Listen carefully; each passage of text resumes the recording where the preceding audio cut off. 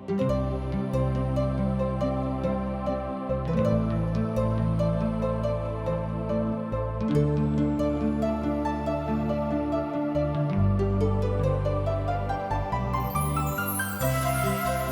में लिखल बा, ऐसनो रास्ता होखे त आदमी के बोझ लागेला, मगर आखिर में मौवतिये मिलेला।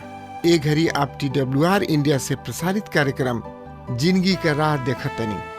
ई कार्यक्रम मौत से जिंदगी की ओर आपके ले जाए बदे हवे। कृपा करके देखी सुनी, ताकि परमेश्वर आपकी जिंदगी का रास्ता बतावे वाला ठहरस। प्रिय मित्र, मंदिर के प्रमुख बजावे वाला के खातिर राजा दाऊद के ई एगो औरी सुघर कृति ह। ई कौना परिस्थिति में लिखल गइल बा, एकर कतही कौनो संकेत नइखे दिहल गइल, पर जिंदगी में आइल विपत्ति और यातना सबके होखल एकर प्रेरणा स्रोत कहल जा सकता। एकरा बारे में यानी कि यह विषय एगो भक्त के उद्गार के साथ हम शुरू करे चाहतानी। गायक प्राण के खतरा में बाणे और उनकर साथी उनका के सलाह दे रहल बाणे कि वो जान लेके यानी कि जान बचा के भाग जा, पर परमेश्वर के ऊपर अटल विश्वास के कारण वो उनकर सलाह ठुकरा दिले। उनकर ई अनुभव रहल बा कि यहोवा परमेश्वर जवन की एगो धार्मिक राजा भी हमें अपना सेवक सबके परीक्षा ले ले, पर ओकर परित्याग कबहू ना करेलन। उनकर तर्क बा कि धार्मिक के बा वरन दुर्जन सबके आवश्यकता बा भयभीत होके के। ई भजन अतना छोट और अतना सामान्य विषय के खातिर भइल बा कि ई अनुमान नहीं लगावल जा सकत कि कोनो परिस्थिति सब एकरा रचे के प्रेरणा देले होखे। का शाऊल राजा द्वारा उनकर पीछा कइल गइल, या अब सालेम के विद्रोह से उत्पन्न रवाना चिड़ई अपना पहाड़ के ओर उड़ जाओ से इहे दूसर परिस्थिति के संभावना अधिक दिखाई देता। कौनो परम मित्र उनका के ई सलाह दिहले हुई हैं, वो इच्छुक रहन कि राजा उनकर स्वीकार करे। पद 3 में यदि आधार ही नष्ट हो गई, अराजकता के परिस्थिति के होके के संकेत देता। अतः संभावना यह दिखाई देता कि वो भजन राजा दाऊद के लोग विद्रोह के समय भागत लिखल गइल। राजा के एगो सुघर अभिव्यक्ति, हम प्रभु के शरण में आइल बानी, फिर तू हमरा से कैसे कह सकताड़ा चिड़ई अपना पर्वत के उड़ जो।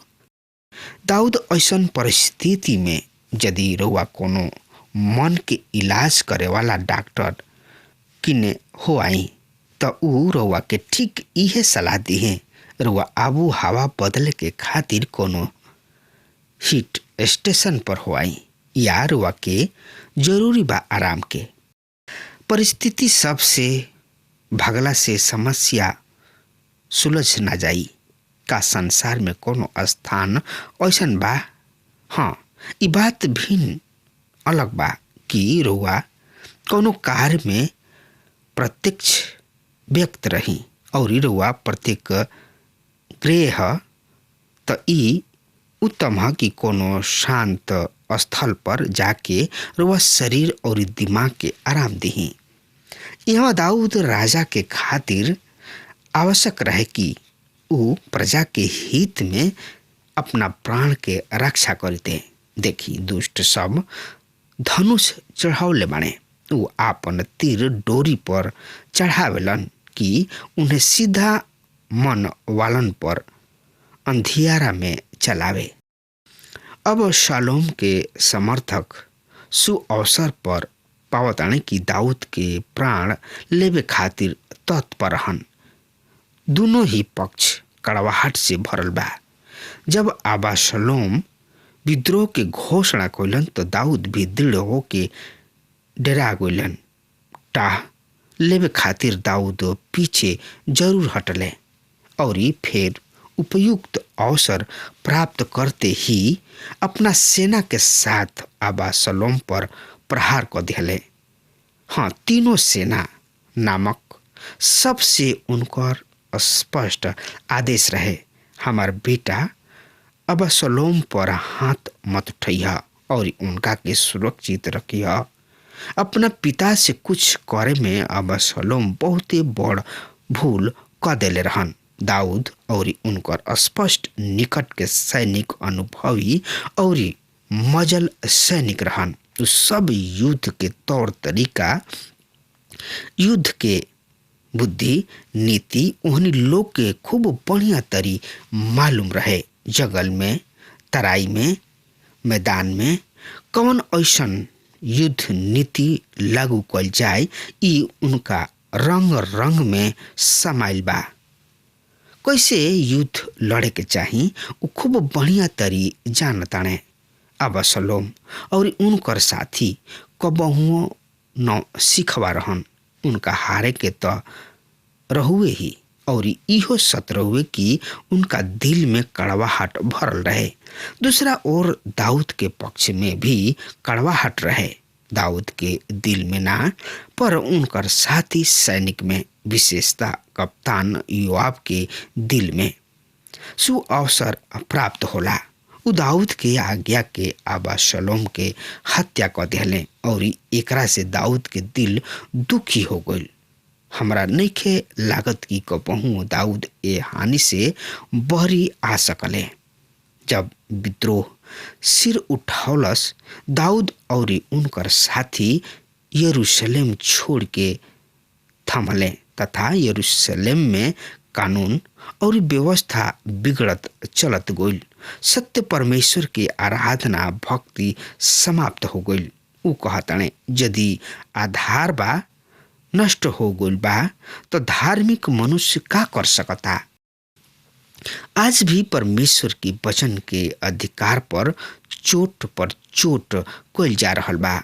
नैतिकता के स्थान नया नैतिकता ले रखले बा, जौन की बाइबल के अनुसार शुरू से ही पाप ह।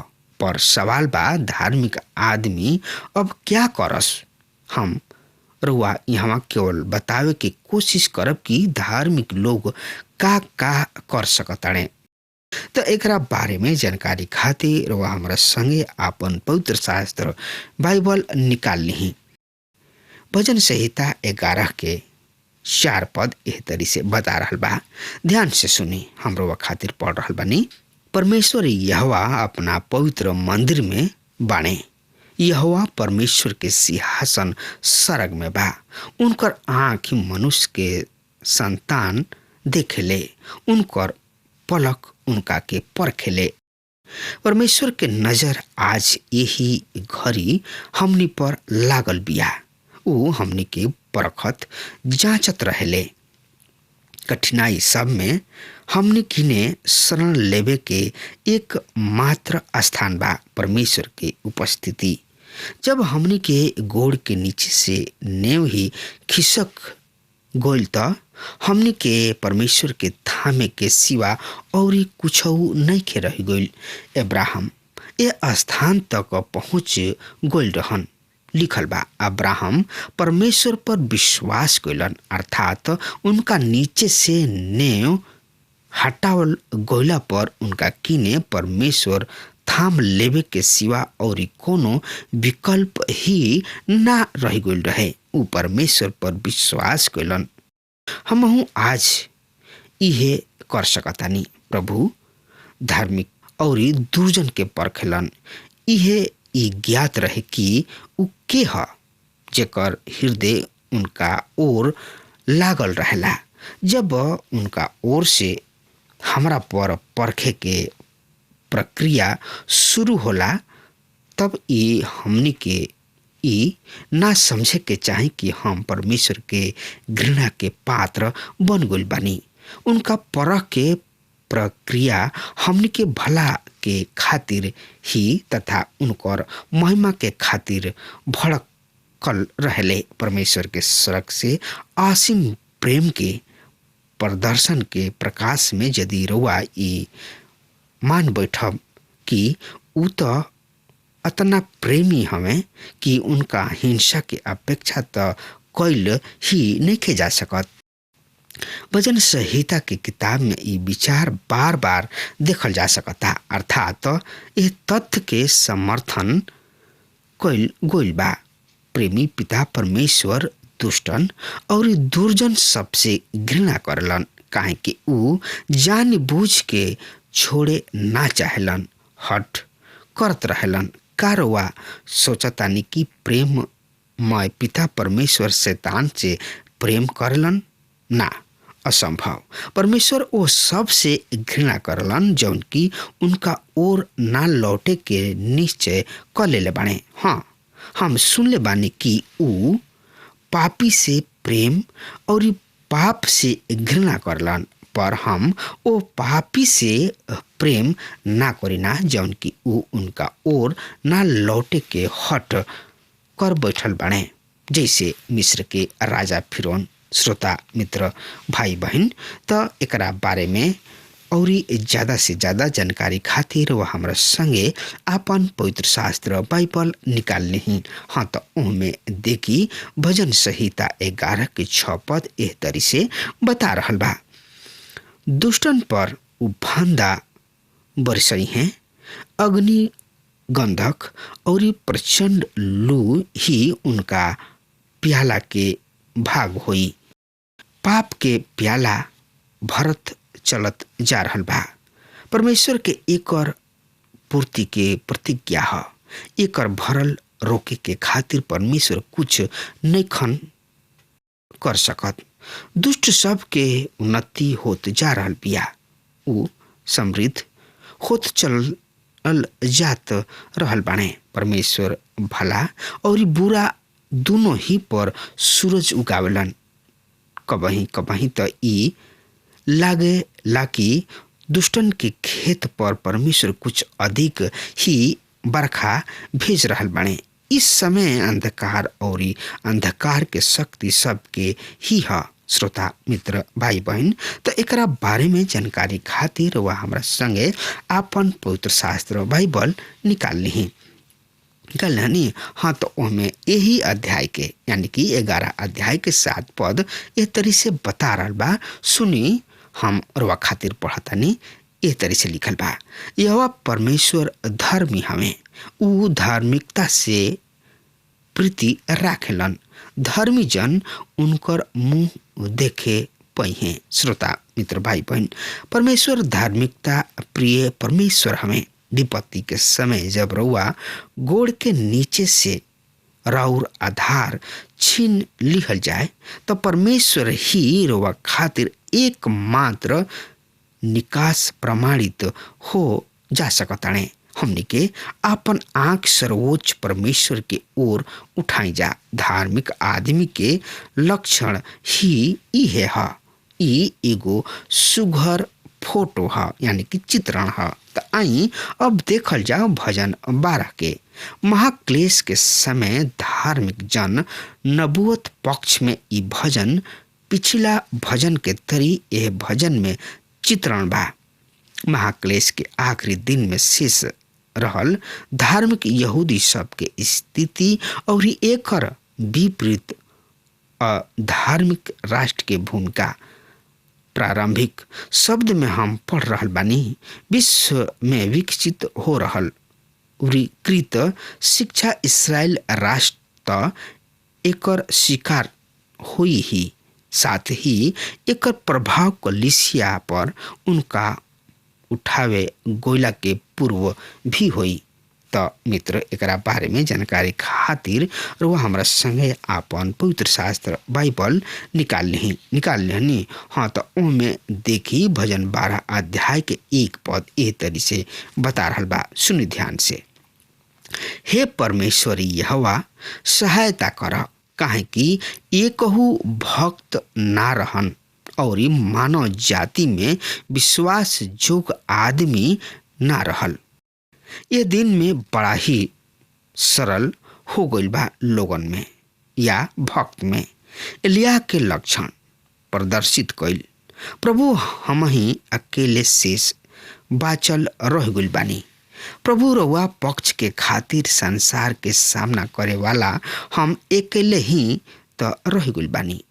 और के बा यहाँ भक्त? अनेक भक्त में इहे भाव पैदा हो गइल बा।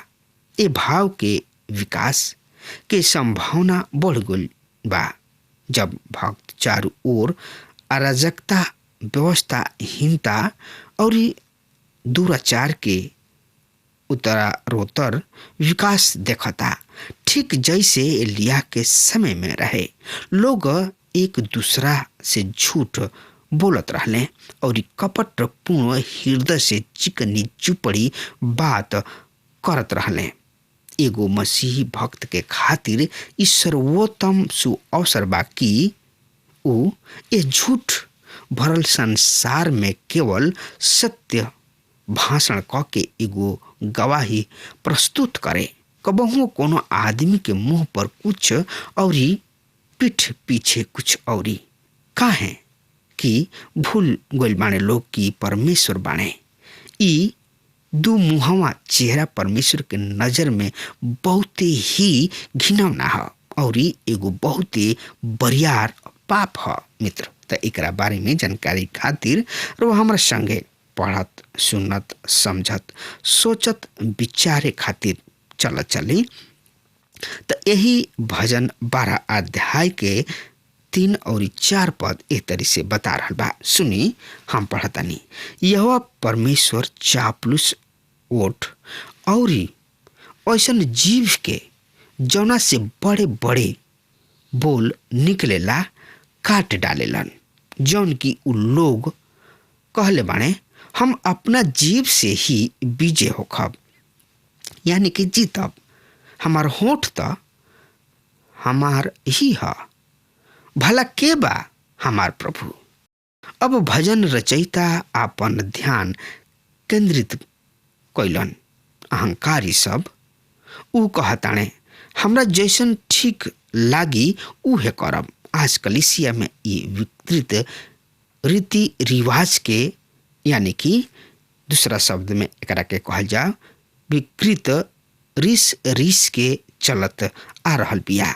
अहंकारी सब तथा घमंडी बड़ा ही सहज ढंग से प्रवेश कर रहल बाणे। यहूदा प्रेरित अपना छोट से चिट्ठी में ई अमूल्य सुगर तत्व प्रकाशित कर रहल बाणे। ई लोग ऊ हमें जौन की भुनभुनात और आपन भाग कोसत रहेलन। ऊ अपना दुर्वासना सबके अनुसार आचरण करेलन, डिंग मारलन और स्वार्थ के खातिर चापलूसी करलन। दूसरा शब्द में विकृत विचारधारा वाला लोग, भ्रष्ट शिक्षा के अनुयायी झूठ लोग हमें। अब देखी कैसन होले परमेश्वर के लोग।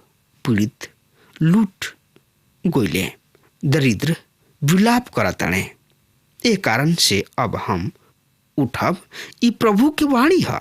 हम ओकरा के सुरक्षित राखब जौन की ऊ चाहेलन। या तो एकरा के एह तरी कहल जा सकता, प्रभु कहलन अब हम उठब काहे कि असहाय सत्तावल जाताणे और दरिद्र आह भरलन जौन की तिरस्कृत हमें।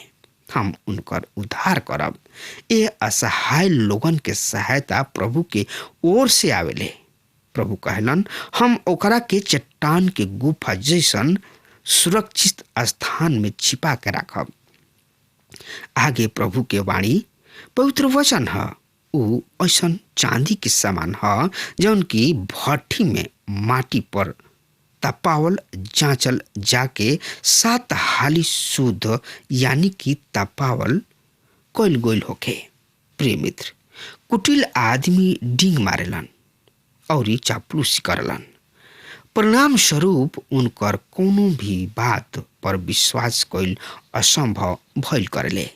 पर एकरा विपरीत प्रभु के मुंह से निकलल शुद्ध वचन है। एकरा में कोनो मिलावट नहीं खे। अतः यही तथ्य के प्रकाश में ई सर्वोत्तम होला कि हमनी के परमेश्वर के वचन पवित्र शास्त्र में अपना अधिक से अधिक समय लगावल करी और देखी।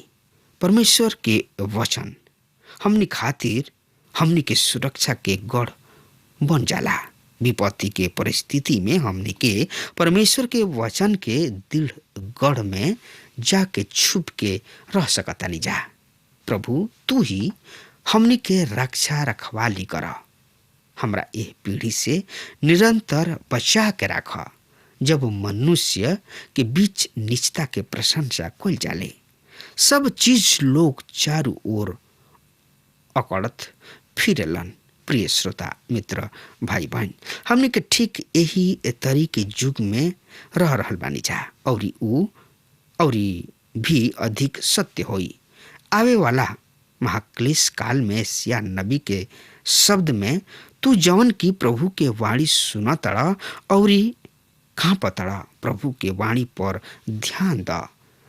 तोहरा भाई सब जौन की तोहरा से घृणा करलन, तोहरा नाम के कारण तोहरा के निकाल देले, उ कहले यहाँ के महिमा कर कि हम तोहरा आनंद देखी। श्रोता मित्र भाई बहन, अब हमार समय खत्म हो रहा बा। तब तक खातिर वो हमरा आज्ञा दी। परमेश्वर बहुते बहुते आशीष देस। आमीन। हमके विश्वास बा कि ई कार्यक्रम आप सब खातिर फायदेमंद सिद्ध भइल हुई। हम चाहतनी कि आप सब आपन आपन आशीष हमरों से बांटी। अगर आप सबके लगे बाइबल से चाहे आपकी निजी जिंदगी से कोनो सवाल होके चाहे कोनो समस्या खातिर प्रार्थना करावे चाहतनी तो हमारी फोन नंबर पर जरूर संपर्क करें। परमेश्वर आप सबके बहुत आशीष प्रदान करें और आज का दिन आप खातिर सुखद बनावे।